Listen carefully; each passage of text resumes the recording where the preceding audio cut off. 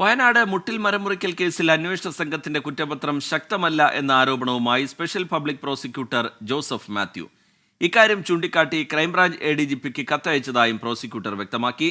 Case വിചാരണയിലേക്ക് കടക്കുന്ന ഘട്ടത്തിലാണ് ആരോപണവുമായി പ്രോസിക്യൂട്ടർ തന്നെ രംഗത്തു വന്നത്.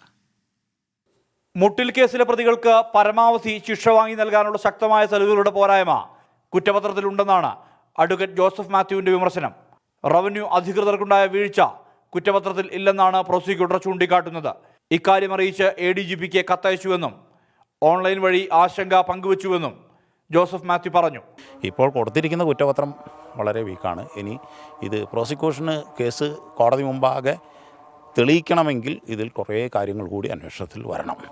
പ്രത്യേകിച്ചും റവന്യൂ അധികൃതരുടെ ഭാഗത്തു നിന്നുള്ള കുറേ വീഴ്ചകളുണ്ട്. തീർച്ചയായിട്ടും ഇതിലൊരു തുടരന്വേഷണം നടത്തി കൊടുക്കണം അപ്പോൾ ഞാൻ പറഞ്ഞു. അപ്പോൾ അതിനെക്കുറിച്ച് ഒന്ന് ആലോചിക്കും എന്നാണ് ADGP പറഞ്ഞത്. കേസ് വിചാരണ നടപടികളിലേക്ക് കടക്കാൻ ഒരുങ്ങുമ്പോഴാണ് പ്രോസിക്യൂട്ടർ കുറ്റപത്രത്തിൽ സംശയം ഉന്നയിക്കുന്നത്.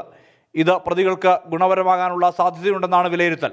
എന്നാൽ കോടതിയിൽ തിരിച്ചടി നേരിടാതിരിക്കാനാണ് ഈ വിഷയം ചൂണ്ടിക്കാട്ടുന്നതെന്ന് പ്രോസിക്യൂട്ടർ മറുപടി നൽകുന്നു. കേസിൽ പുനരന്വേഷണം വേണമെന്നതുൾപ്പെടെയുള്ള ആവശ്യങ്ങളും ജോസഫ് മാത്യു ഉന്നയിക്കുന്നുണ്ട്.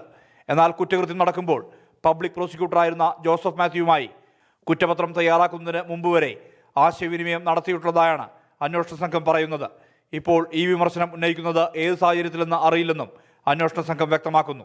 24 വയനാട്.